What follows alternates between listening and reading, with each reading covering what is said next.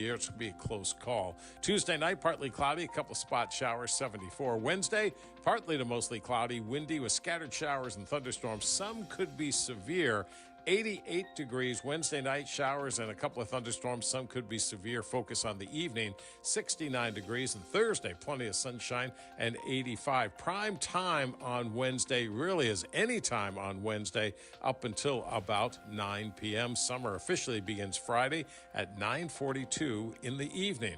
I'm meteorologist Dave Murray on 104.1 FM, KMOX. It's a cloudy sky at the moment. We've got 80 downtown at the Arch. I'm Michael Calhoun, KMOX News. Come on, let's get going now. From KMOX Sports. We're primed and ready. All day, baby. Man, let's go. This is the Gray Bar Sports Open Line. Gray Bar, your distributor for electrical and datacom needs. On 104.1 FM, KMOX.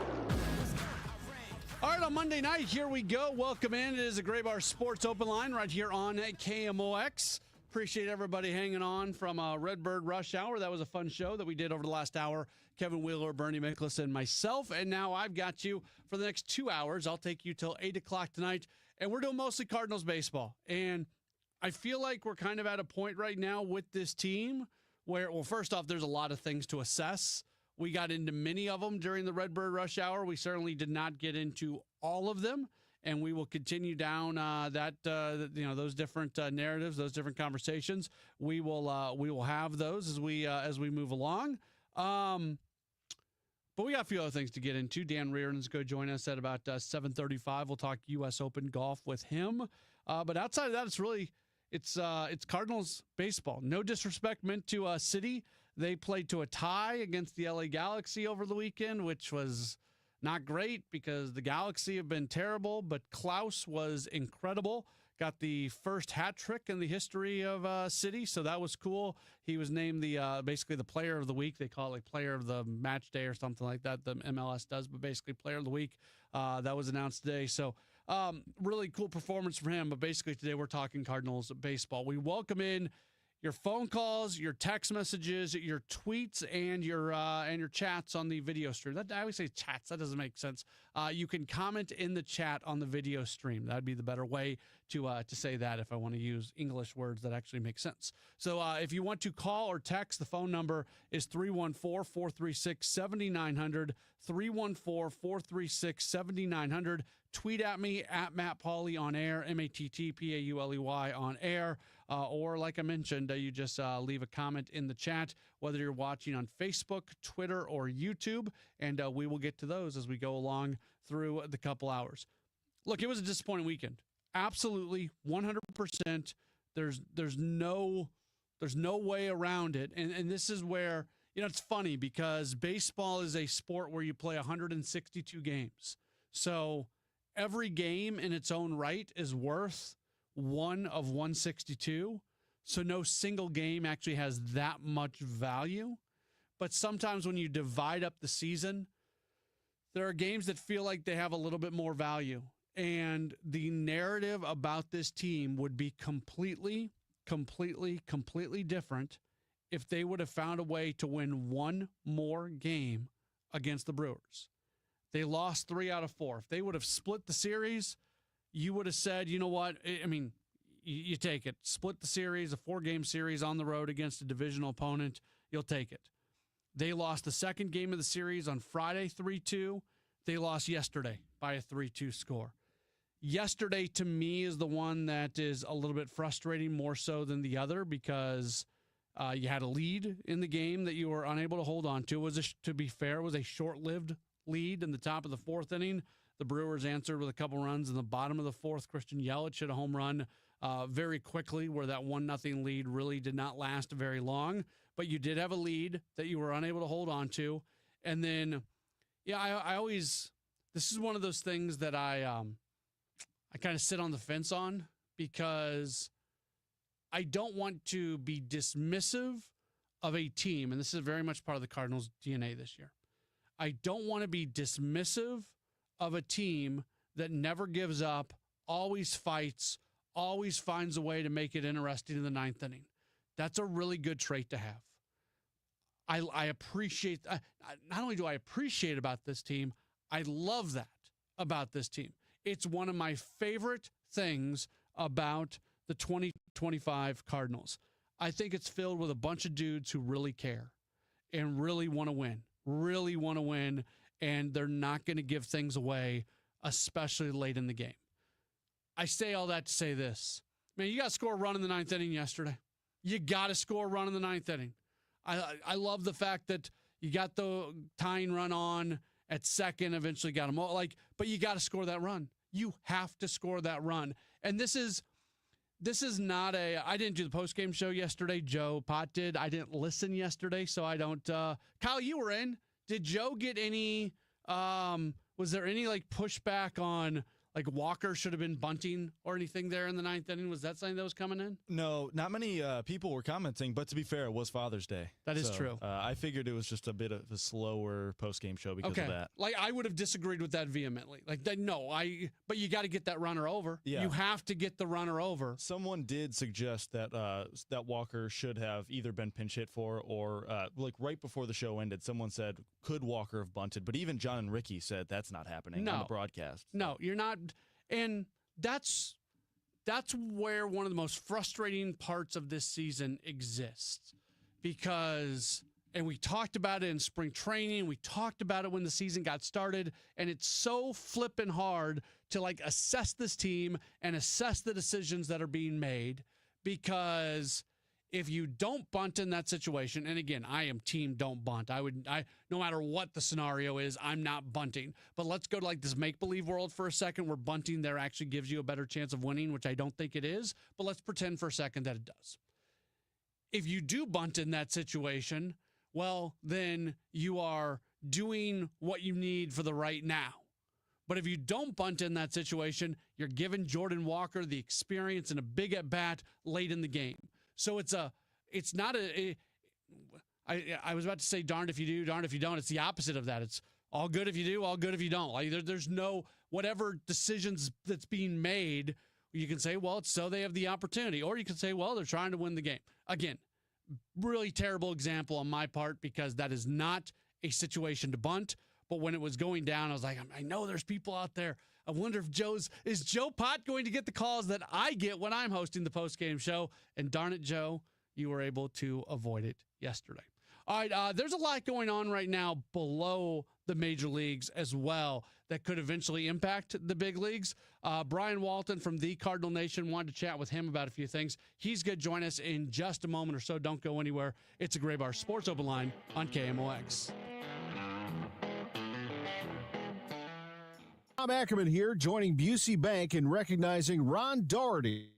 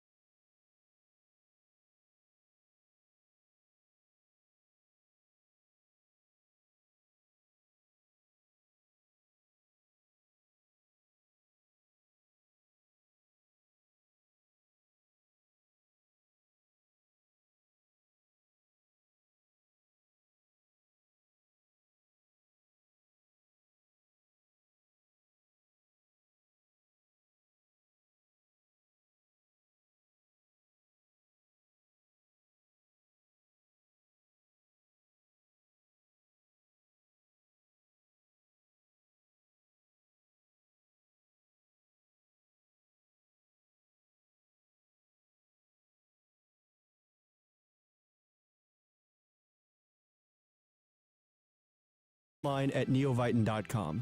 You asked, we delivered. KMOX, now on FM. Crystal clear sound at 104.1 FM. It's Great Bar Sports Open Line right here on KMOX. We are taking you until 8 o'clock this evening. No Cardinals baseball. They get back at tomorrow in Chicago when they open up a 3-game series against the White Sox. Very happy to welcome back on to the program. You read him. He's the owner of the CardinalNation.com. They do an amazing job covering the Cardinals minor leagues. He is Brian Walton. You follow him on Twitter at @B_Walton. Brian, always great to talk with you. How are you? I'm doing great, Matt. Thanks for having me on again. Yeah, absolutely. So as the Cardinals have slumped a little bit here recently, there's been even more focus on some of these younger guys that we might see in the relatively near future this year, next year at the big league level. So it's a great opportunity to bring you in because I know a lot of Cardinals fans are asking questions. Let's start, though, with J.J. Weatherholt because he is destroying AA pitching right now. Do you feel like we are close to seeing him get that promotion to AAA? It's an interesting time right now, Matt, because it's the final week of the first half of the season. Folks may not know the minor leagues play 2 halves. So the division winner in the first half plays the division winner in the second half of the first round of the playoffs. So Springfield is in a great position to win the first half, AA in the Texas League, the North Division of the Texas League. There are 4 games up with, I think, 6 to go. And certainly the leader of the offense, J.J. Weatherholt, along with catcher Leonardo Bernal, are 2 guys that you would think might get a chance to move up once that first half title's locked down. Of course, Weatherholt, first-round draft pick last year, hitting .323, continues to draw walks, on base .444. So 929 OPS, certainly is doing everything that they want him to do at AA. The other thing that he's done there, Matt, is that he's played a dozen games or so at second base. And that's, of course, important because the St. Louis Cardinals kind of have a pretty good shortstop right now. And so, when the time does come for J.J. Weatherholt, he needs to be able to, move around the infield and play elsewhere if needed. His June is ridiculous. He's hitting .486 with a 1350 OPS. I know it's still a relatively small sample size because they've played 11 games, or he's played 11 games in the month of June. But it's not just those numbers that you gave, Brian. It's him getting better and seemingly really understanding what he has to do to have success against AA pitching. That's right. And what the Cardinals have traditionally said is they promote players to a new level, maybe sometimes a little before they're ready. They want to see them play up to the level of their competition. And once they can play beyond that level of competition, then they show that they're ready for that next step. And certainly there's no one in the infield in Memphis that's going to block in the outfield, I should say in center field in Memphis, who's going to block J.J. Weatherholt when he's ready. Siani's been up and down, but, Weatherholt is going to play wherever he is in the system. And certainly he looks like he's on a good track to get to AAA this year. But I also don't want to pass on talking about Leonardo Bernal. Mm-hmm. Leonardo Bernal is leading the Cardinal system with 11 home runs, a 21-year-old. He's a year younger than Weatherholt at AA as well. 40 runs batted in 46 games, hitting .300, .930 OPS. Leonardo Bernal, unfortunately for him, has the fact that he happens to be a catcher. And Jimmy Crooks, who's right behind him and leads with 9 home runs and leads the system with 48 RBI, is the man at Memphis. In fact, here's a factoid for you, Matt. Right now, of the top 5 hitters in the Cardinal system in home runs, 4 of them are catchers. What are they going to do? I guess it's a good problem to have at some point, but for the right now situation, it certainly creates a bit of a logjam. And if I'm going to give the June numbers for Weatherholt, I should give the June numbers for Bernal, where he's almost at the same level, hitting .432 with a 1288 OPS. So it is it's pretty remarkable what they are doing right now. Those 2 guys. Do the Cardinals, like historically, is that something they'll do for their minor league affiliates that are rolling towards a first half or even a second half title, where they do try to hold some of their guys back maybe a little bit to help them secure that? Well, I wouldn't say hold back, but we're talking about a week here or there. It's not that big of a deal one way or the other. And again, we have to remember that the Cardinals player development organization is all new this year, from Rob Cerfolio, on down. So we're not really sure if this organization is going to act like the prior one. Now, I will tell you, going back 2 or 3 weeks, traditionally they had made a number of promotions over the Memorial Day period. This year they kind of spread them out, but they accomplished the same thing. There have been a number of players who have already moved up, including outfielder Joshua Baez, catcher Reniel Rodriguez. And then on the pitching side, of course, Tekoa Roby just moved from Springfield to Memphis finally for the first time. Yeah, it's so many, like this, of all the years, it feels like this is the year where I have you on. I don't know if we're going to have enough time because there's so many different guys I want to talk about. And you just mentioned a couple in there as well. Let's start with Baez because this is somebody who was a top-level prospect for this team, had kind of fallen off some of the prospect list out there, and then seemingly a breakthrough this year. Should fans view him kind of the same way, even when he had the prospect status, just based off how he's kind of found it this year? Yeah, I think if you were to look up the term prospect fatigue, you might see Joshua Baez's picture. Now, the reality is the young man's only 22 years old, but he was drafted out of high school, but he came out of the Northeast, and we know that's an environment where they can't play ball necessarily as much as they do in the warmer areas, and it's a little harder to get a read on players. Good size physically, but struggled. A year ago, if we would have had this conversation, I would have said Baez looks like a washout. He actually got moved back from high A to single A last season to try to get his mojo going again. Well, this year he hit the ball like crazy at Peoria, moved up to Springfield, and continues to play well there. In fact, even better than first-rounder Chase Davis, who's his teammate on that squad. Joshua Baez definitely is a guy who has put himself back on the prospect map this year. We are talking right now with Brian Walton from thecardinalnation.com. Tekoa Roby was incredible at AA Springfield this year, a 2.49 ERA, over 10 starts. His first appearance with Memphis didn't go great, gave up 6 runs in 4 2/3 innings, but it's one appearance. We saw him a lot during spring in big league camp, and he was impressive there. It felt like they were maybe viewing him more, projecting him as a reliever at the big league level, and part of that was his inability to stay healthy. Has that changed at all, do you think, with what he's been able to do this season? Well, the Cardinals have never made that statement about his future, and they don't really make that about any player. That's out speculation. But like you said, Tekoa Roby was hurt when he was acquired by the Cardinals almost 2 years ago, and he's been hurt multiple times since. Probably the most encouraging fact about Tekoa Roby is that he's stayed healthy this season, and he's gradually increasing his workload. I think the key for Roby will be, he'll master AAA at some point down the road. But the key will be, will he be able to build up his pitch count and his innings deep enough so that he can be a viable major league starter? Because, the major leagues don't want a guy that's going to go 5, maybe 6 innings. They want to have a guy that they, have potential to go 6, 7, maybe even 8 innings in that in a particular situation. And Roby hasn't yet shown that durability and that endurance. But again, he's still young, just 23. And, right now he's probably the jewel of those 9 players that the Cardinals picked up 2 years ago at the trade deadline, of course, when they traded Flaherty and Pauley and all those others. Quinn Matthews is back at Memphis. He got a little bit banged up, had to go through the rehab process. He's made 2 starts at Memphis in the month of June, a 2.25 ERA. We talked so much before the season getting started that this is a guy who is likely to make his major league debut this year. You kind of view him almost maybe as number 7 or number 8 on the starting pitching depth chart for the big leagues right now with so little available. Is he still on that track, even if it's been bumped a little bit, that we're still likely to see Matthews get to the big leagues this year?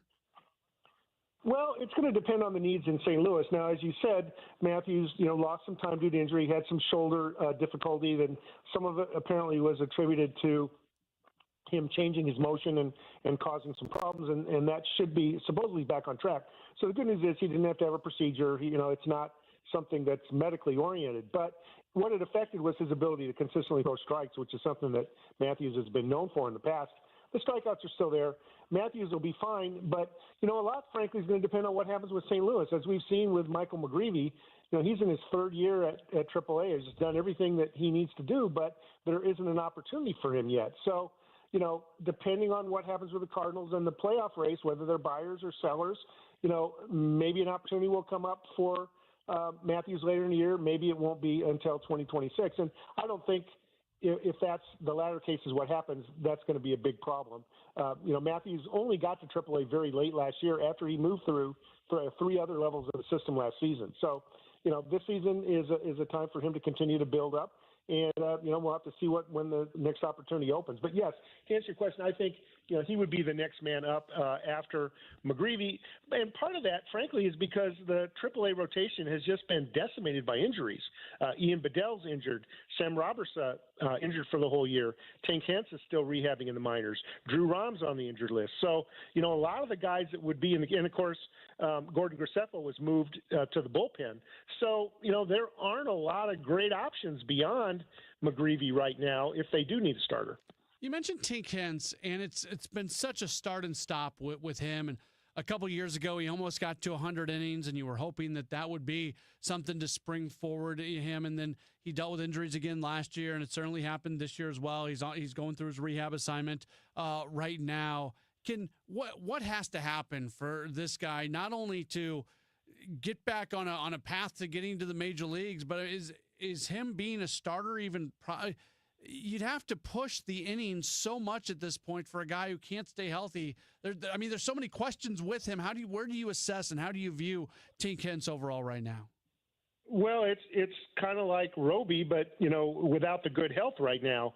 Both of them have dealt with these injury issues, and we're stuck at AA for a couple of years now. The Cardinals actually promoted Hance to AAA this spring, but he didn't pitch after March 11th because of an injury, and he's still struggling. He's bouncing around. He's pitched, I think, rehab at 3 different minor league levels right now, and Tank Hance just isn't ready yet to face AAA hitters. And that endurance thing is a real issue, Matt, because you have to look at how many innings did the guy throw last year, and you don't want to double those innings or go farther beyond that and risk further injury. So these guys, it's going to take some time for them to build up. And at some point in time, I think the Cardinals are going to have to say, listen, Tank Hance was drafted in the class with Jordan Walker and Mason Wynn and Alec Burleson. He was a high school guy like the first two. Maybe we need to make him a reliever just so we can get him to the big leagues and use him. And it certainly wouldn't be like a Jordan Hicks that you could argue was rushed to the majors.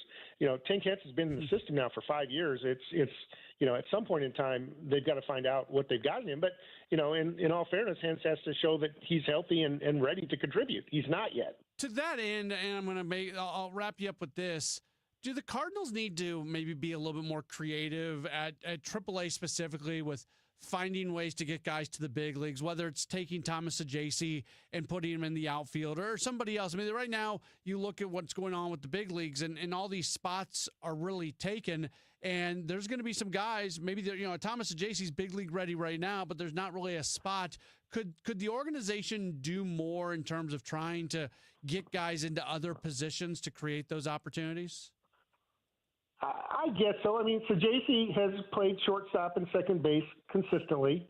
And, if you look at the roster right now, most folks probably don't even remember that Jose Barrero is still on the team. He's on the bench. Now, Jose Barrero has the advantage that he can play center field as well. Ajacey would probably never be a center fielder. But the point is, if the Cardinals wanted Ajacey up, they could send Barrero down tomorrow. And Jose might risk losing him because he doesn't have any minor league options, but neither here nor there. I don't think it used to be way back, guys would make their major league debut at a position in the field in the majors. And in my opinion, that should never happen. But when you've got a Brendan Donovan on your roster, a guy that can, play very strongly, a very good second base, but also play corner outfielder, you have more flexibility. I guess long-winded way of saying, even if Thomas Ajacey could play the outfield, I don't necessarily think that would have sped his return to St. Louis. And as folks probably remember, when Ajacey was up, he hit pretty well, and he's doing fine in AAA this year as well. He's kind of biding his time, waiting for his turn.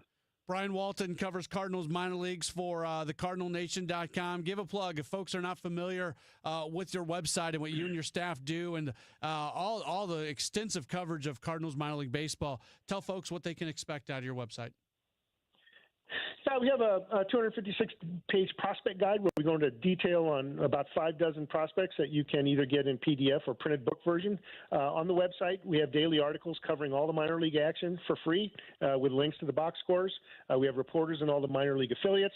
Of course, have a Wednesday podcast with Kyle Reese that's very popular where we cover the minor leagues in detail. And again, that's free as well. So there's a lot if you choose to subscribe, but there's a lot of free content there. And I hope if you do come to Cardinal Nation, you like what you see and choose to subscribe. Again, the website, thecardinalnation.com. He is Brian Walton. You follow him on Twitter at @B_Walton. Brian, thanks as always for your time, and we'll talk again real soon.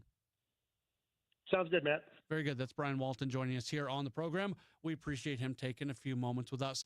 We've got some time for you right now. If you want to chime in on what's going on with the Cardinals, we will welcome in your phone calls, your text messages, your tweets, and, of course, your messages via the chat on the video stream. Multiple ways to get connected with the program. If you want to call or text, the phone number is 314-436-7900, 314-436-7900. That's how you call or text. You can tweet at me, at Matt Pauley on air, MattPauley on air, or as mentioned, leave a message on the video chat. We'll be back with more in just a moment. It's a Gray Bar Sports Open Line on KMOX.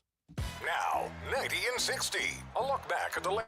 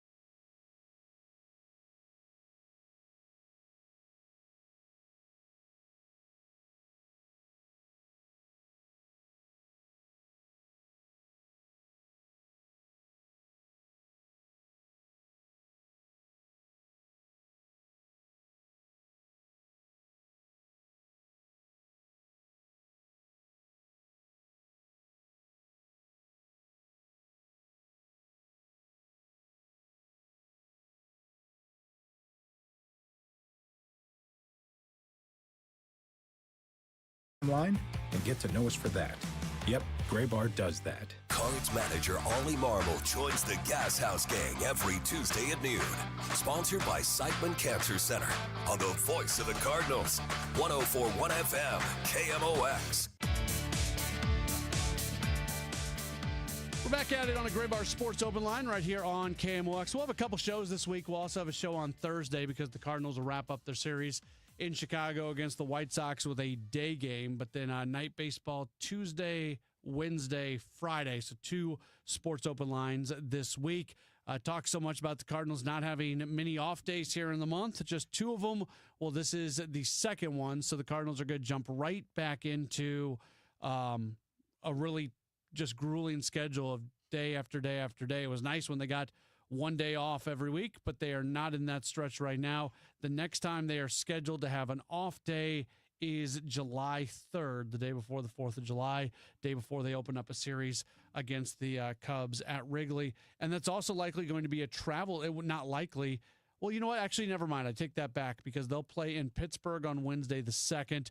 That's a day game. They'll fly out of Pittsburgh that night, get to Chicago, and spend all day Thursday in Chicago with an off day on the road before they'll play that game against the Cubs on Friday, July 4th, which is going to be an afternoon game.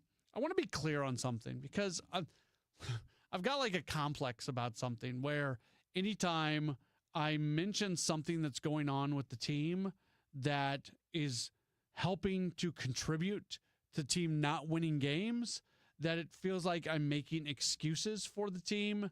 And that's not what I'm doing, because the bottom line on this team, and I'll say it over and over and over, is they've got to play better. They got to play good enough to win games. No matter if some stuff is going to go against you, you got to find a way to win games. Like that's the business here. That's the job. This is Major League Baseball. Your job is to go out and win games. So I am not giving them a free pass, but it does feel like they've had some things going against them here recently during the downturn. And that's what happens, right? Like when you're having a hard time finding wins, going along with that is you're not going to catch breaks. You're not going to find some luck, because when the Cardinals were winning a bunch of games, there was some breaks that went their way. There was some 50-50 sort of situations that went the Cardinals' way. And when you build up a winning streak, or when you build up a period of time where you're winning more often than losing, sometimes you are going to benefit from some things that are just kind of more luck than anything else. And when you're in the opposite time, it's going to go the opposite way. So that's all I'm stating. It does feel like the roster has had a hard time kind of keeping up with this schedule. And we talked through coming into the month how they were going to need to utilize the entire roster. And Ali talked very openly about that. And I think they have attempted to do so. How you got to build in a few more off days for some guys, because there's just not the off days built in. I mentioned this on Redbird Rush Hour today. I kind of chuckled yesterday, and not chuckled in a good way, but just chuckled in a, man, you kind of saw this coming. They finally give Mason Wynn a day off. Mason Wynn needs days off, and he ended up playing the end of the game, but they give Wynn the day off from starting yesterday. I'm sure they wanted to give him the complete day off and couple that with the off day today. They were unable to do so. But what happens? The guy that you've got at shortstop, Barrero, doesn't make a play that you feel like Mason Wynn makes, and that helps lead to a run. I know they don't love putting Ivan Herrera behind the plate, but you have to do it still. And at one point, a pitch gets by him. And I don't know if anybody stops that, but just the fact that it was Herrera back there and not Pajes makes you kind of look at it and go, okay, this roster isn't at a spot where we talk about the margin of error. Well, there's the margin of error right there for the loss yesterday. A couple plays that end up not getting made. And there's other moments as well. We talked earlier about the team not scoring in the ninth inning. It's not one thing here, one thing there. It's a bunch of things that end up leading to this team not coming away with wins. But a contributing factor is the schedule. And everybody deals with it. Everybody has a stretch just like the Cardinals are having right now. Again, that's part of Major League Baseball. That's part of 162. And just trying to navigate through this is something that has been a challenge for this team. And they get the off day today, and then they pick it up again. I wanted, you know what? Let's take a break. I want to jump into the situation on Saturday with Wilson Contreras and Rhys Hoskins and everything that went down and the hit by pitches and just the way that played out. Who was right? Who was wrong? What went down there? How do you feel about the Cardinals' impact on that, the Brewers' impact? In fact, I'd love to take your thoughts on it. If you've got thoughts on the way things went down on Saturday when it came to all that, we will certainly welcome your phone calls and your text messages at 314-436-7900, 314-436-7900. You can tweet at me, at Matt Pauley on air, or you can leave a message on the video chat if you are watching on Facebook, Twitter, and YouTube. So we'll touch on that a little bit. A lot went down. That was fun. That was fun on Saturday to see the way things happened. But it also was something that caught a lot of attention. So, yeah, we'll touch on it a lot more in just a moment as we roll on with the Gray Bar Sports Open Line here on KMOX.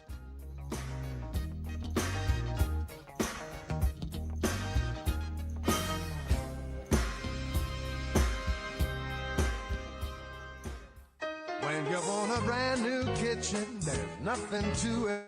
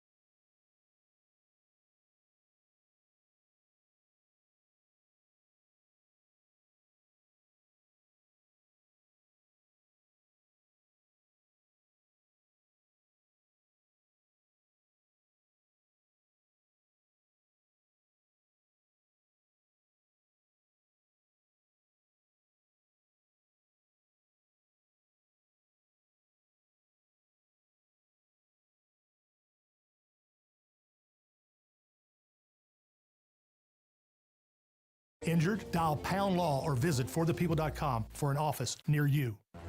Welcome back to the Gray Bar Sports Open Line. Once again, Matt Pauley on KMOX. So I think it's good when you have teams that don't like each other, especially teams that see each other a lot, good teams that are contending for the same sort of thing. And there have certainly been, over the years, some issues between the Cardinals and Brewers for sure. And I'll also say this. When Wilson Contreras was a Cub, man, did I not like that guy. Man, did I not like that guy. He was so easy to not like when he was a Cub.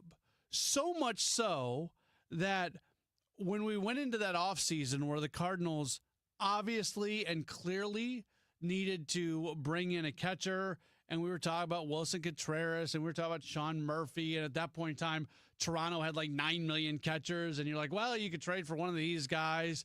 I was kind of anti-Contreras, all because I didn't like the guy as a Chicago Cub. And then he gets here, and it's like, oh, I like it when this guy plays for your team. This is fun. This is cool. This is the guy that you want on your team. The reason I didn't like him is the reason I like him all at the same time. So, and look, I met Wilson the day that they did the press conference with him, and I got like 10 minutes or so with him to do an interview that we recorded for this show, and just starting to get to know him a little bit at that point. Like immediately, I'm like, all right, I get it. I like this guy. This is good. He's going to be a good Cardinal. And he's clearly been through a lot in his time with the Cardinals, coming in as a catcher, getting thrown under the bus, the way he handled that situation, getting moved from catcher to first base. Like, this dude's been through a lot, and all he wants to do is be a Cardinal and win games and help the team in so many ways. Love Wilson Contreras. So that takes us to Saturday. And I can tell you, as somebody who worked in Milwaukee, Brewers fans did not like Wilson Contreras as a Cub, and Brewers fans do not like Wilson Contreras as a Cardinal, and that has never been more true than right now. So that situation, the way it played out on Saturday, Contreras did take like a half step back on that play where he had the collision. I didn't think there was any ill intent there. And again, I'll be the first to say that I'm looking at this one a little bit through, Cardinal covered glasses. If I'm looking at it from a Milwaukee perspective and I already don't like Contreras, maybe I do look at it in a different way. But I understood the frustration in him kind of creating that collision, but I also thought the Brewers' reaction to it was over the top. That was my point. And then we learned that Rhys Hoskins is out there yelling out of the dugout, just basically trying to tell Contreras how to play first base. And that starts everything. And from there moving forward, even if Contreras was somewhat in the wrong starting on that, and I'll concede that, that's fine. Him taking that little half step back created a situation where you could have a collision, and it did indeed cause that collision. The way things went down after that was really weird. When Hoskins got hit, that was clearly not on purpose. And that I'm not stating from any color, Cardinal covered glasses on this one. That was clearly not on purpose. And he got angry about it. You could see, if you watch the video, you could see him talking with Contreras over at first base, and he literally said the words, "It doesn't matter if it was on purpose or not." Yeah, it does. Yeah, it does, Rhys. It absolutely does matter. And then Contreras gets hit, clearly on purpose. Jose Quintana will tell you that it's not. That the Quintana factor is another thing in this, a former Cardinal and somebody who was teammates with Contreras in Chicago, and those two guys are evidently tight. But Contreras 100% was hit by a pitch. Bad job by umpires there not to throw him out of the game either. Like, what? That was clear as day. I have seen much less egregious situations of guys being hit than that right there. So the umpires are lucky that did not turn into more. But I don't know why they didn't throw Quintana out of the game right there. To me, that was an easy one, and they didn't do it. To see Contreras go pick up that ball and then go hand it to Quintana, you talk about showmanship in baseball at the greatest level. That was it right there. And then what happens? You get Nolan Gorman coming up to the plate, and he hits one out of there, which is what you are supposed to do in a situation like that. The other team wants to mess around with you a little bit. Go do something about it. And to bring it back to baseball, that's kind of what makes yesterday's loss that much more disappointing, because you were hoping that was going to be the galvanizing moment that got this team rolling, and unfortunately, they were not able to get the win yesterday. Get ready, St. Louis. The Cubs are coming to town June 23rd through the 26th. The Cardinals host baseball's best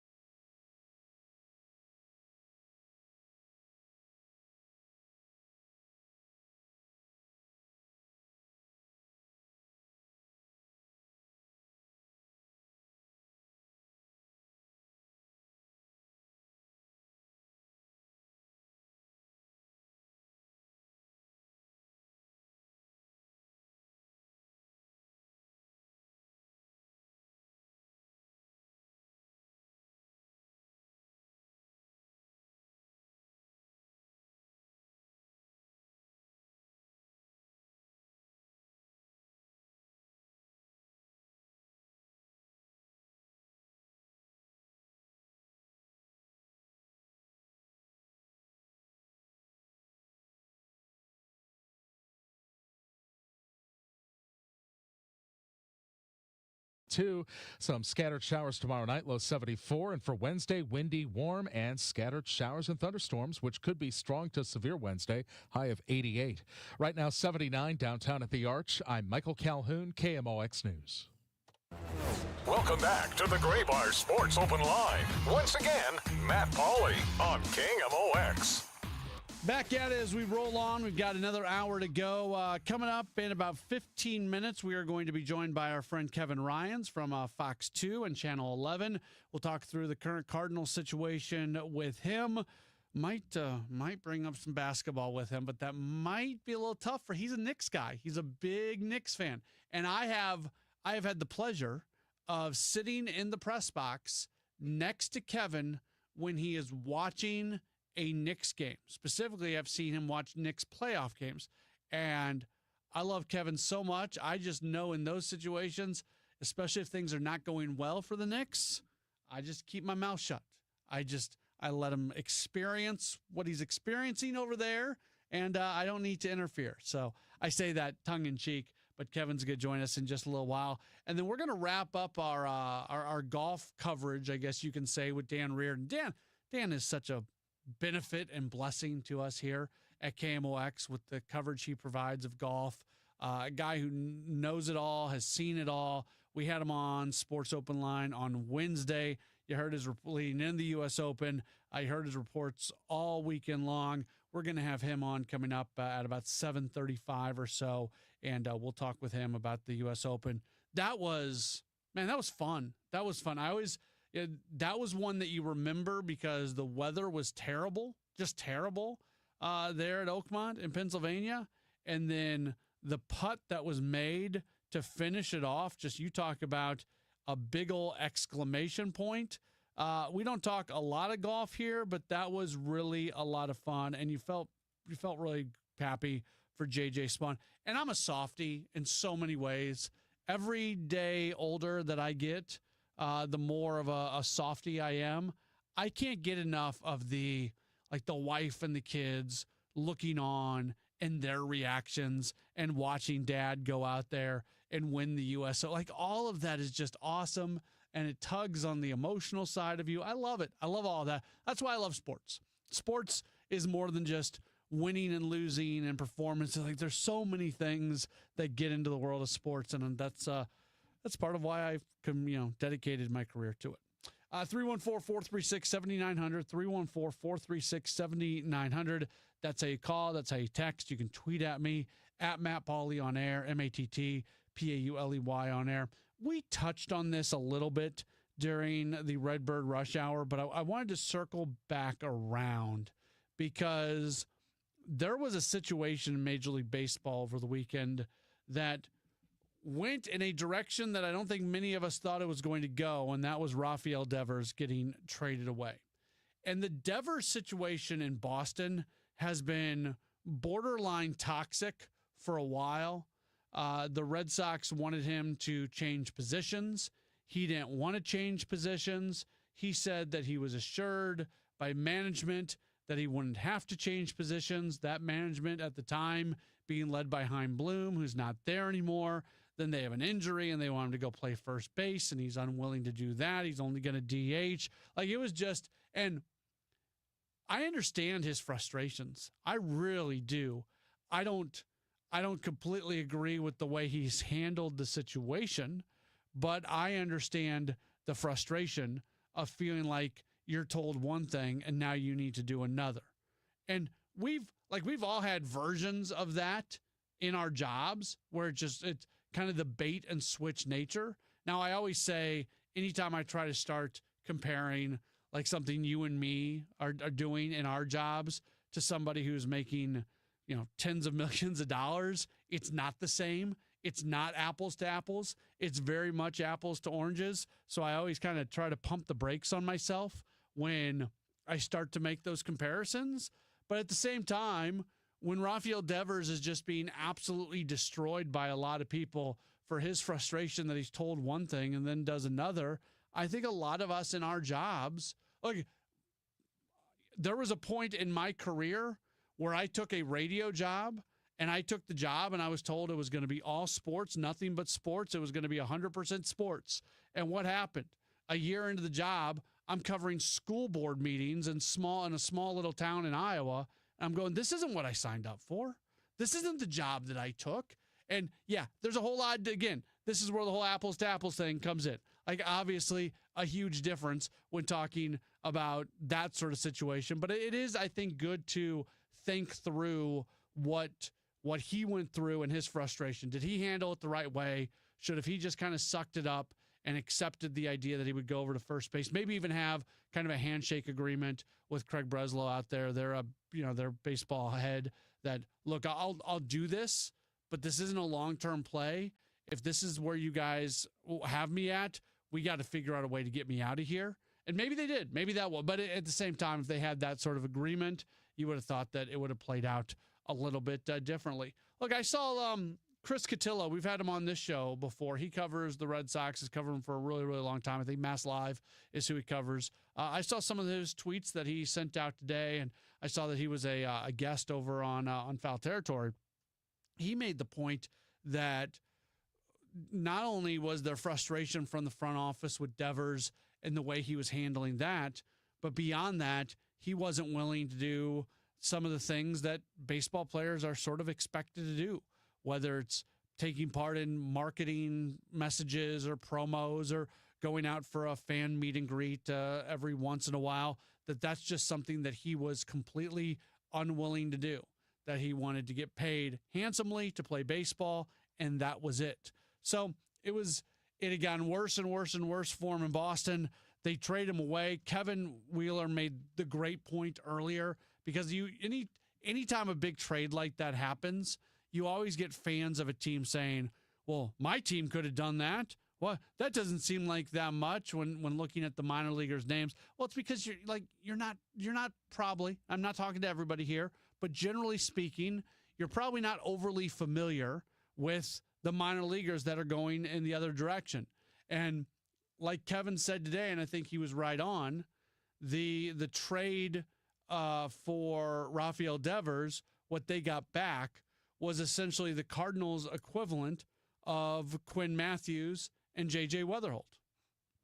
Not saying that that's not actually even a good deal, but it's not just like this easy, okay, this is a smart decision and you got to go forward with it. There are some shades of gray that go along with a deal like that, where you are giving away cost-controlled, high-level talent. It hurts Boston right now. It probably doesn't hurt Boston in the long run. They're getting some very good players that are going to come back in. It absolutely helps the Giants. It certainly impacts the Cardinals and any attempt that they have at making it into the postseason. And I would continue to say that this is a Cardinals team that can contend for a playoff spot. What they have done the last 2 weeks notwithstanding, I think this is a team that can hang around in the playoffs, in playoff contention. But then when you start to look at, say, the wild card race, because they're starting to fall back in the divisional race. They've got a lot of games against the Cubs coming up. Maybe we look at the divisional race a little bit different after that. But right now, they're 7 games back in the division. Still really early, no matter what, to be talking about divisional races and things like that. But to be fair, here over the last few weeks, the Cubs have surged a little bit. At least they've picked up a little bit of ground, and the Cardinals have certainly fallen back. Cardinals are also now trailing the Brewers by a game and a half after they ended up losing 3 out of 4 over the weekend. Like I said, I think the Cardinals continue to stick around and continue to contend in the National League, but this changes things.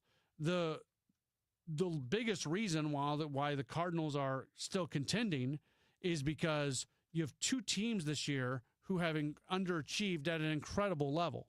The Atlanta Braves have underachieved at an incredible level. That's probably too strong when I say about the Arizona Diamondbacks, but the Diamondbacks have underachieved as well. I think we went into the season and we were talking about all the good teams in the National League, and we were certainly including the Braves and the Diamondbacks in that, and those teams are not where you expected them to be. Now, the Diamondbacks are only a half game back of the Cardinals, so If the Diamondbacks and the Diamondbacks have won 6 of their last 10, Cardinals have won 3 of their last 10. If that continues on, obviously Arizona's going to jump over. Cincinnati, they've won 7 of their last 10. Cardinals have won 3 of their last 10, and those two teams are tied right now. So there are teams that are coming up on the Cardinals where Cardinals have some work to do to try to space out again. But when you look at who's ahead of them, the Brewers, I think they're as good as the Brewers. Now, even this past weekend with what happened, I still feel like the Cardinals have more than a puncher's chance at being able to be a team that finishes ahead of Milwaukee this year. Brewers have been better than the Cardinals lately. Cardinals took a series from the Brewers when they saw them the last time, so that's kind of up in the air. But when you look at the teams right now, the top 3 teams in the National League wildcard race, it's the Phillies, the Giants, and the Padres. So the Phillies are really, really good. Padres have had a very good season with just one period of time where they couldn't win to save their life. But outside of that, they've been really good. It was the Giants in that top group that I said to myself, I think the Cardinals can catch the Giants. That's what I was saying. And now what happens? Rafael Devers, a really, really good hitter, an impactful hitter, a middle-of-the-order kind of bat. He jumps from the American League to the National League. By the way, National League is so much better than the American League this year, and here's just another player who's entering the National League that adds that much more star power to what's going on in the National League, and that inherently changes the San Francisco Giants, where 24 hours ago or 29 hours ago before this trade goes down, I'm still saying that the Cardinals are a team that can hunt down the San Francisco Giants. The Giants look much more formidable now that they have Rafael Devers on that roster. 314-436-7900 is how you call. That's how you text as well. We'll take a break, and when we come back, we are set to be joined by our good friend. You see him on Channel 2 and Channel 11. He is Kevin Ryans. He's with us in just a moment or so as we roll on with the Gray Bar Sports Open Line here on KMOX.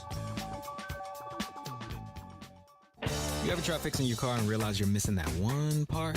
Yeah, been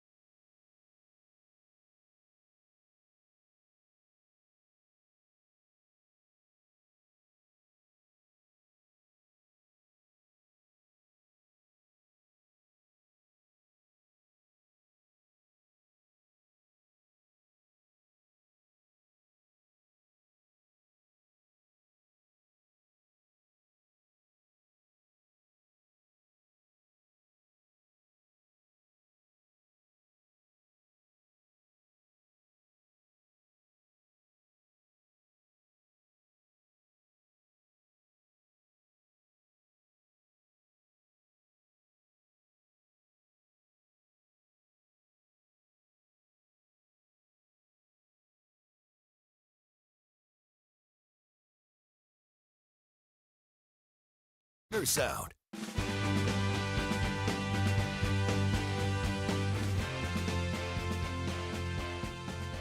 We're back at it here on KMOX. It is a Gray Bar Sports Open Line. We are with you until 8 o'clock. In about 15 minutes or so, we are set to be joined by Dan Reardon. We are going to put a bow on what was a really fun weekend of golf at the U.S. Open. We are efforting Kevin Ryans. I think we're going to get him here in just a moment or so.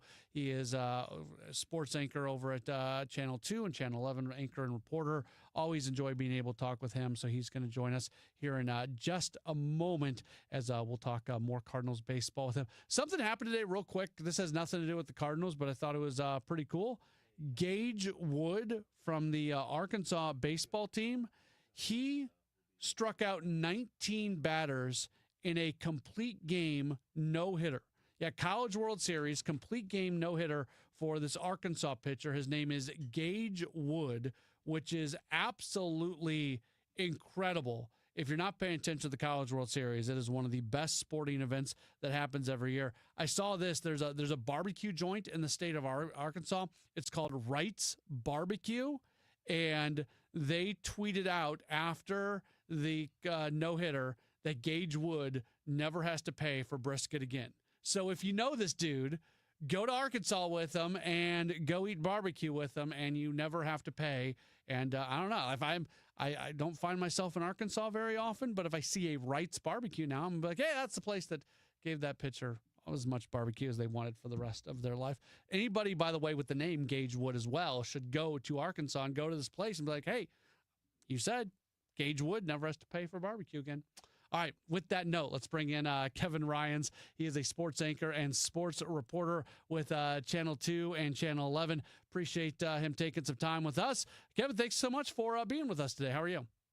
Matt, thank you very much. And, man, I got to find me this Gage Wood. Yeah. I think I would absolutely take him up on an offer to go to one of those brisket places and get some free food. That sounds pretty good to me. Now you're a CrossFit guy. You've lost like 9 million pounds doing CrossFit. But are you a big barbecue guy? Is that one of the places where you'll go after it a little bit? I'm a huge foodie, man, and I grew up. My dad's from Memphis, Tennessee, and so we love our barbecue. So in the Ryans household growing up, we had a lot of barbecue food. So, all right, nothing wrong with that. Nothing wrong with that. It's part of the reason why I had to lose some weight over the last few years, because I accumulated so much of it eating some good food over the years. Let's jump into the Cardinals a little bit here, because it was not a good weekend for them. They lose 3 of 4 to Milwaukee. They could have split that series. They could have won 3 of 4 if a couple one-run games would have gone the other direction. They are struggling right now for sure. It goes back beyond the Milwaukee series. How do you assess what's going on right now, and what's more real for this team right now, the way they've been playing recently or the good run that they were on just a couple weeks ago?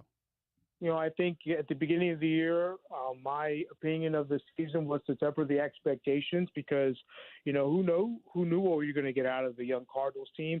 And they've shown so many good flashes that it's just hard for me to be a little disappointed right now. I think if you were drawn into the idea that they could make a push to this postseason, and maybe this is the good team that we've been waiting for, I can understand some disappointment recently.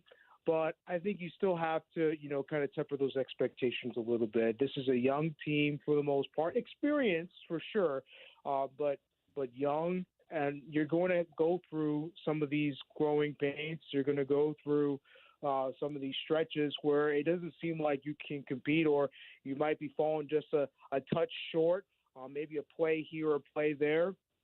But they're also, in the same breath, partially the team that you saw in May that dominated, that hit well, that pitched well.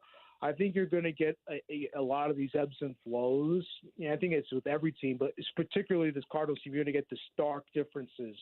You're going to get where they're playing incredible baseball and when they're playing a little lethargic. I think that's something that you should expect the rest of the season. It should keep them around this mix for the postseason for most of the year.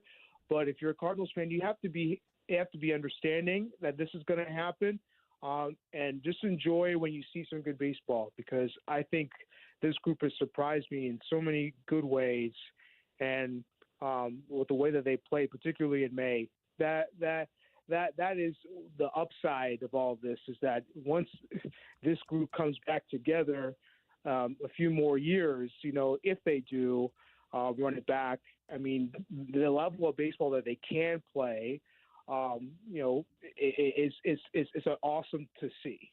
Not to go all Shawshank Redemption on you, sometimes hope can be a dangerous thing, and it does feel like for many people there was this hope that got built up while they were going through this really good period, and then all of a sudden it's this feeling of go for it, go for it, go for it, and the stated goal when the season got started of giving guys runway and finding out what you had, like that was almost forgotten, and that's never totally changed. And it's just, it creates another dynamic for this team where the external expectations that started as being low went up a little bit higher, and now it just feels like everybody's trying to figure out where they should actually place those expectations.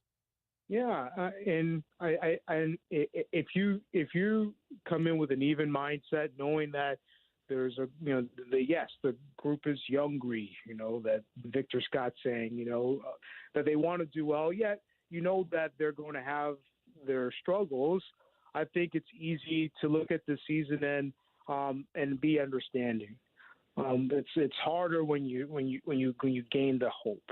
And I think all season long, that's the way I approached it as a media member. Is that I knew because they started out really good, and then they went really bad, and then they had the month of May, which is wonderful, and now they're struggling a little bit. I kind of had a feeling that you were going to see these kind of wild streaks within them, and it's not necessarily a bad thing, especially when you got young guys playing at this level with as many games as they are for the first time, maybe second or third time. They have to get that experience. Otherwise, how do you know what you have on you? And so, I understand wholeheartedly the Cardinals fans getting excited, and they should be excited with the way that some of the best players have played.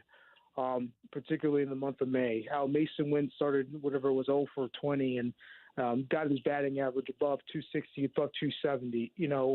Wilson Contreras continuing to grind after his struggles. Miles Michaelis finding it. Sonny Gray, he just recently had the bad outing in Milwaukee, but he was awesome to watch. I just think for the St. Louis fan, you can't get too high, you can't get too low. I think it's more important that you stay even, watch the team, and just enjoy when you see some good baseball. It's tough for a fan. I know for me as a fan of my teams growing up, I used to think that every loss was the end of the season. But growing up, you realize that there's different seasons within the season, right? And when you take it from that approach and you look at it from that standpoint, you know that there's going to be some good and some bad, and you just got to roll with it. And whatever's meant to be is meant to be for this team. I still think they have a good chance at competing. They've shown it. They show that they can go toe-to-toe with the good teams, and taking series from the Mets and from the Astros and from the Dodgers.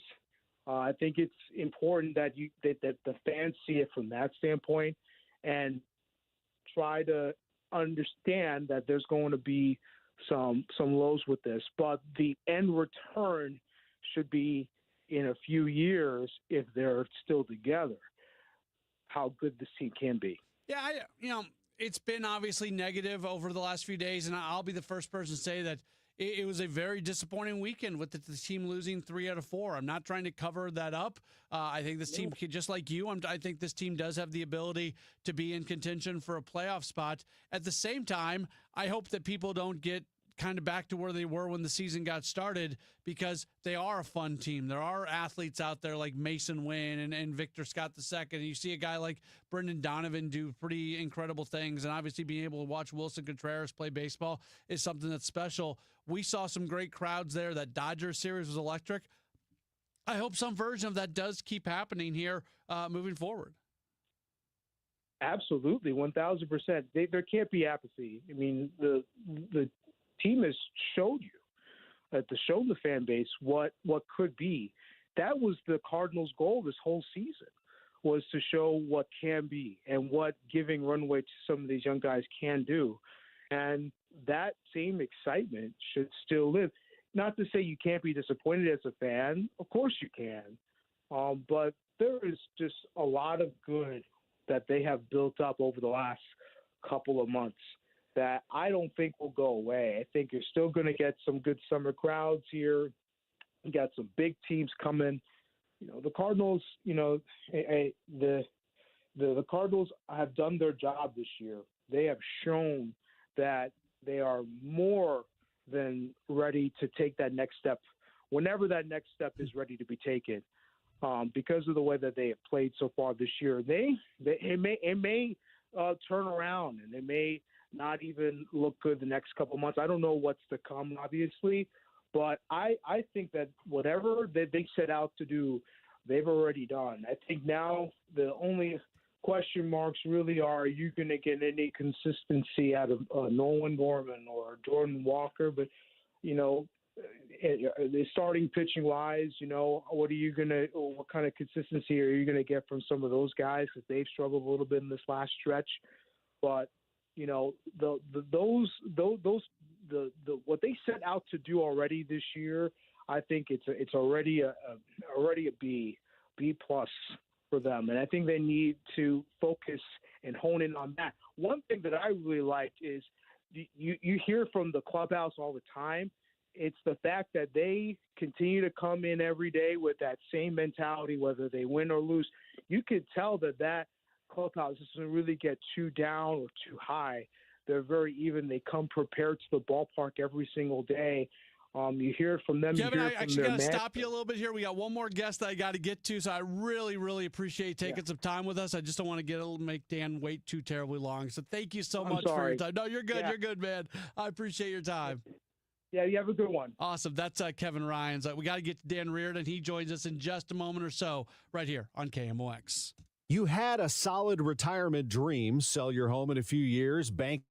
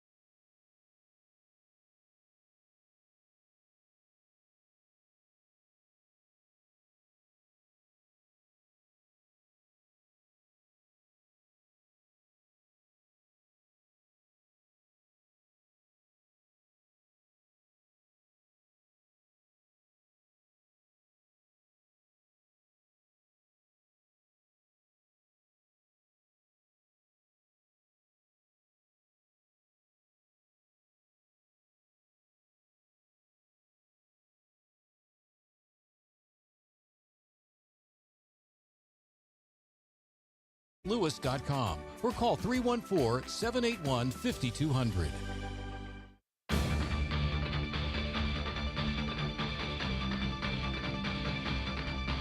It's Great Bar Sports Open Line right here on KMOX. We're really happy to once again have on. You heard him a lot over the last few days on KMOX, doing a great job as always, reporting and adding context to the world of golf. He is our golf correspondent. He is Dan Reardon, coming off the U.S. Open at Oakmont this past weekend. Dan, thanks so much for taking some time with us. How are you? I'm Matt, and certainly it was entertaining. I think would be the best way to describe this year's U.S. Open. Yeah, memorable because I think there's a few different factors that can create memorable weekends of golf, and sometimes the conditions can cause that, and sometimes maybe even a single shot can cause that. And we got both of that. Obviously, terrible weather with the rain and everything, and then also the winning putt being the longest putt made of the entire weekend. Those two things together create quite the memorable weekend. And I agree with everything you say. I'd like to jump back when we talk about memorable shots, though. I think the shot of the tournament was the tee shot at 17, the par 4, because the putt he made was, made it a two-stroke win rather than a one-stroke win. And then that ball had a little pace on it when it went in. So I'm not saying that it was given that he was going to two-putt that hole. But he really grabbed control of the tournament with the tee shot on 17. Everybody was going for that reachable par 4, and everybody had some measure of success.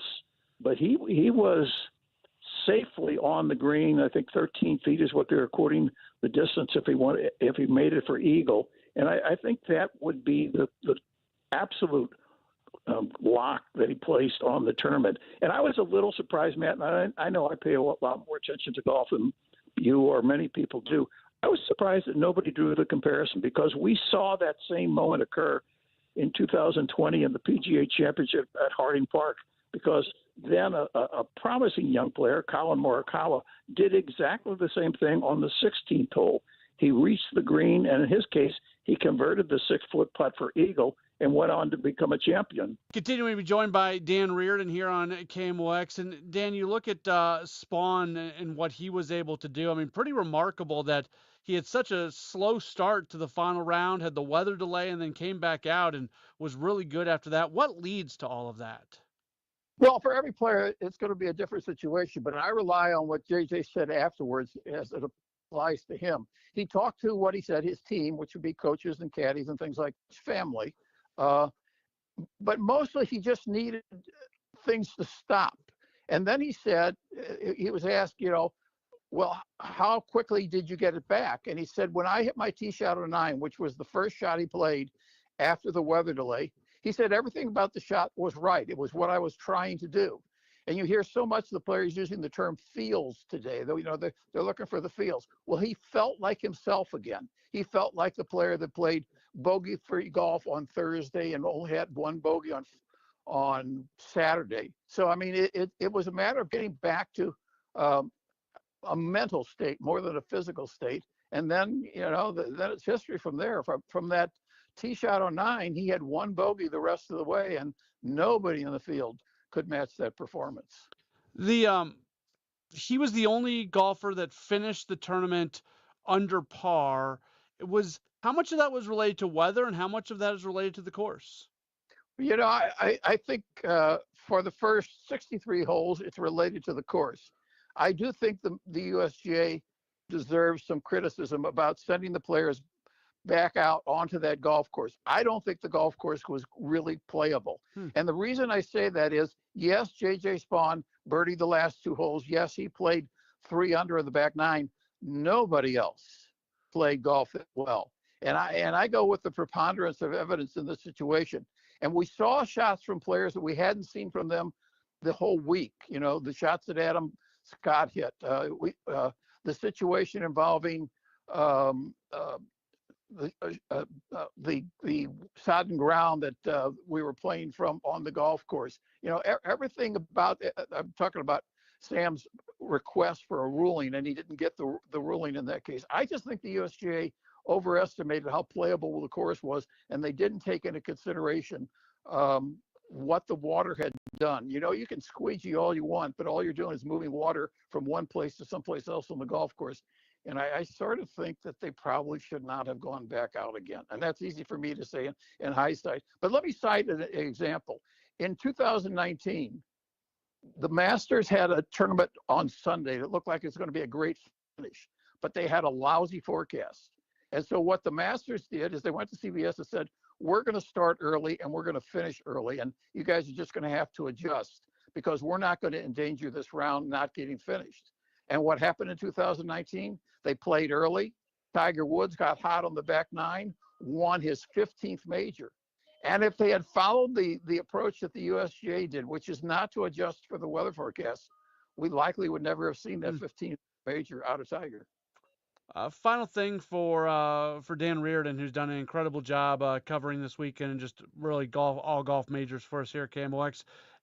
Is this the start of something for Spawn, or does he probably go back to being somebody that bluntly not a lot of non-hardcore golf fans had really heard of before this weekend? I think in terms of wins, we're probably not going to see much of a change. You know, he had only one other tour win at Valspar. But I think in terms of performance, I think he'll move up the money list. I think the big question is, do you take this one-time performance in really bizarre circumstance, and do you consider him for the Ryder Cup team? I would say the answer is no, that he has to be in that top 7, that he's not a captain's choice, unless I'm wrong, and he does become a different player. You know, I look back to see who was the last J.J. Spawn to win the U.S. Open, and the closest I can come would be Gary Woodland at Pebble Beach. And Woodland was even a more accomplished in terms of wins and losses player than Spawn was. So this is a unique kind of performance in a unique set of circumstances.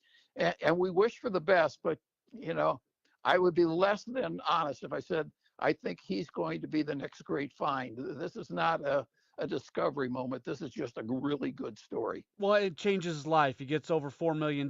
He gets exemptions into the next 10 U.S. Opens. He gets exemptions into the next 5 rest of the majors. I mean, this is a life-changing moment for J.J. Spawn, no matter what happens the rest of his career. And don't overlook the elite tournaments that he's now automatically in. And that's where the real money is in golf. And because of that, those elite events, and Hartford has won this week, those elite events pay huge sums of money, not only to the winners, but the people that finish high. And those are no-cut tournaments. So that's where, from a financial standpoint, he's going to reap a huge benefit because he'll be in the elite fields going forward for the immediate future. Dan Reardon always does an amazing job talking and covering golf for KMOX. You can hear his love for the game in everything that he does, and we appreciate him sharing that with us a little bit here on KMOX. Dan, great work as always, and we will talk to you again very soon. Enjoyed it, Matt. That's Dan Reardon. We'll take a break. We've got more coming up. We'll wrap things up in just a moment. It's a Gray Bar Sports Open Line on KMOX. Tom Ackerman here, joining Busey Bank in recognizing Ron Doherty for building community. President and CEO Ron Doherty has been strengthening our communities for 40 years. After merging Doherty Business Solutions with CGI, he launched Doherty Enterprises and Foundation, which supports the Alzheimer's Association, other worthy causes, and innovative solutions with millions of dollars annually. Follow Doherty Enterprises on LinkedIn to learn more. This is Pat Buring, Executive Vice President of Busey Bank. The Doherty Foundation supports the Alzheimer's Association and other causes financially, while Doherty Enterprises uses AI and advanced technology to provide support and relief to patients and caregivers dealing with Alzheimer's and other dementia diseases. Follow their lead. That's what building community is all about. Join Busey. Get involved as we continue building the communities we call home. The legends ride again. Willie Nelson and the Outlaw Music Festival is rolling back into St. Louis June 28th at Hollywood Casino Amphitheater. Don't miss the living legends. Willie Nelson, Bob Dylan, along with Nathaniel Rateliff and the Night Sweats, and more, live right here in St. Louis. This is country the way it was meant to be. Tickets are still available, so get them before they're gone. More information can be found at KMOX.com/events. We all have someone we love, like the favorite lyric in our favorite song. You can't imagine life without them. So tell them today, I love you. Get screened. it could help save their life. Visit cancer.org/getscreened to learn more.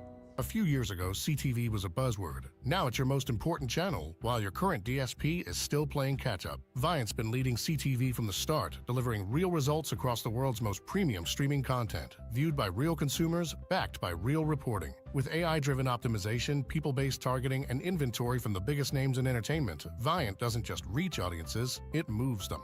Viant, where premium streaming meets performance. Visit ViantInc.com/CTV to unlock real results today. You are a successful electrical contractor, but you plus a dedicated team supporting your project from day one? That's taking your productivity to the next level. And Graybar can help you get there. Your relationships plus our relationships. Your capabilities plus our job site services. Your challenges plus our technical specialists. You alone can get the job done, but you plus Graybar, that's smart business. Yep, Graybar does that. Mizzou football is here to stay. After an undefeated home season and a second straight 10-win year, the Tigers are looking for more in 2025. Eli and the boys have done it again. With a top 10 transfer portal class and a strong home schedule highlighted by Kansas, Alabama, South Carolina, and Texas A&M, you don't want to miss out. Get your spot in line by joining the season ticket waitlist at mutigers.com/FB waitlist. MIZ. It's Tom Ackerman for Ophthalmology Associates, the doctor's doctors, 314-966-5000 or online at youridoc.com. Welcome back to the Graybar Sports Open Line. Once again, Matt Pauley on KMOX. Starting to wrap things up on this edition of a Graybar Sports Open Line right here on KMOX. My name's Matt Pauley. We've had a good last 3 hours worth of conversation, starting with the Redbird Rush Hour and what we've done here on Sports Open Line as we really try to dive into everything going on with this Cardinals team. I think at the end of look, there's a lot going on. There's a ton going on, and it's hard to like pinpoint one single thing that has resulted in this team falling back a bit, because there's a lot of things they could do better in addition to some things going not their way that's a little bit out of their control at the same time. Like, I'm not again, I every time I say this, I feel like I need to throw the caveat. Batted ball luck and things like that, not the reason the Cardinals have lost some games recently, but we wouldn't be telling the whole story if we did not acknowledge that some of that is going on. So where is this club at? Like, as we just try to kind of put a bow on this conversation that we've been having for the better part of the last 3 hours.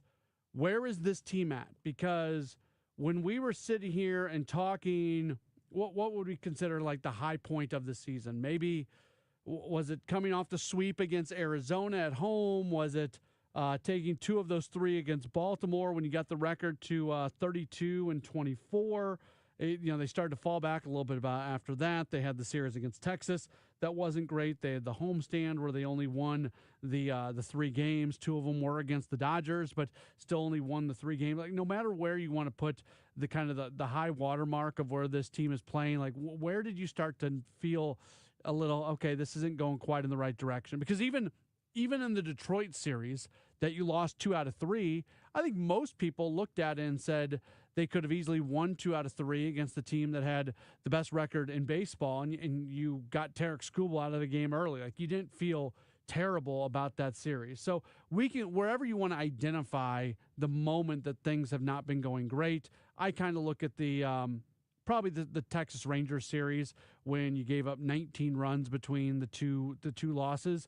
That was sort of the moment that's been slipping a little bit. So you go back to the end of May and into June. It has not been a great June for the Cardinals, and now they are going into a key stretch. I so appreciated Kevin Wheeler on the on Redbird Rush Hour when he said, we're not going to have the conversation about should they be buyers or sellers.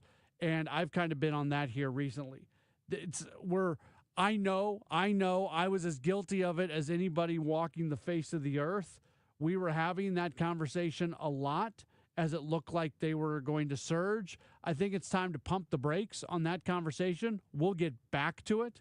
But we can't have that conversation right now because it's really simple. If the team gets back to playing really good baseball, well then you're probably looking at buying. If they continue to play baseball the way they have in the month of June, you're looking at selling. Like it's not a complex, interesting conversation to have at this point in time. What is a little bit more interesting is assessing where they go between now and the All-Star break, because they're about to go into a really pivotal stretch. They've got 3 games against the White Sox in Chicago, a White Sox team that's terrible. You have to, when I get it, like you lose series against bad teams. Every team does it. The Phillies just got swept by the Pirates recently. Like that happens. It can't happen when you're kind of fighting for your life for the season.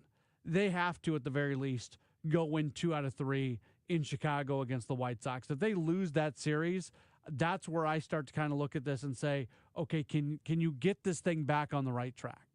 And then after that, it's division opponent against division, just one after another, outside of basically one series. You're going to play Cleveland on June 27th, 28th, and 29th. And outside of that, you've got 2 series against the Cubs, 1 against Cincinnati, and 1 against Pittsburgh. So this takes you to Sunday, July 6th. That's going to be the moment where I think we look at this team, especially that 4th of July weekend. That's a 3-game series at Wrigley against the Cubs. That's going to be where we're looking at this thing and saying, where is this team at? And then you finish out the pre-All-Star break portion of the year with a homestand against Washington and Atlanta, 2 teams that you should have some level of success against. But I do think that you're going to have much more of an understanding of where this team is sitting and what's going to happen moving forward. This is the moment right now where they've got an opportunity against divisional opponents where you can go out and find some success. And if they do that, then it puts them right back to kind of where they were, 2 weeks ago, 3 weeks ago, wherever you want to put that high water mark. But they got to do a lot of things better. They got to pitch better, got to hit. We talk so much about how much the offense had improved, and it has. Like I'm not throwing that away as not being true. It absolutely is true, but offensively, it has been more hit or miss lately, and it's been a bit more miss lately. And unfortunately, on the days where they have scored some runs, sometimes that's been the day that the pitching has let them down. There's just a lot of areas from a consistency standpoint that this team obviously and clearly needs to get better here over the next few days. Again, next few weeks would be a better way to say that. Again, you look at this series against the White Sox, and it's a big opportunity. I like the pitching matchups for the most part. Mostly, the White Sox aren't very good, but you look at who the Cardinals are going to be sending. I feel like Matthew Liberatore is going to start tomorrow. And I could be wrong on this, and we'll certainly talk about it on the post-game show tomorrow night after the game. But when you think about where he's been at, he was at a really high level, had a bad start. Next start was one where he got taken out of the game, and they talked about fatigue-related issues, and then after the game, a lot about his body not being synced up. His last start was better, especially from a standpoint of velocity and holding velocity to the end. I felt like that was maybe a kind of the start of a turnaround, and I'm going to be really interested in what he looks like tomorrow, because I think that this is set up for him to kind of come back around on this thing and be much better and kind of get back on track. I could be wrong on that. And that last start, it could be more of that. He could still be going through something where he's really fighting through being that every 5th day guy right now, just as that's something that he hasn't had to do for a while and never has had to do at the big league level. So I leave open the idea that I've got that one wrong, but I was encouraged a little bit by what we saw from him in his last start. Sonny Gray, I think he has a bounce back. He was so incredibly frustrated with his performances last time out. We talked a lot about his post-game comments, obviously. That's one where I absolutely think he comes back around. And then we don't give him credit, probably the credit that he deserves, but especially with Liberatore's recent downturn, Eric Fedde has really turned into the second most consistent pitcher on this staff behind Sonny Gray. And more often than not, he is giving you a chance to win. There's question marks pretty much at every spot in the rotation outside of Sonny Gray. I'm not running away from that, but Fedde has been pretty good here recently. that's just about going to do it for the program tonight. They'll match up against the White Sox tomorrow. That is scheduled for a 6:40 first pitch. That means our coverage is going to begin, well, first with Redbird Rush Hour for 40 minutes or so, and then at 5:45, that's when we are going to get underway with network coverage here on KMOX and across the Cardinals Radio Network. Thanks so much for being tuned in. It has been a fun program this evening, talking mostly Cardinals baseball. Had some great guests, including Dan Reardon, who we talked golf with just a few moments ago, but appreciate Brian Walton, Kevin Ryan's getting in here as well, and we will talk to you again very soon, as we will be back tomorrow for Cardinals baseball right here on KMOX.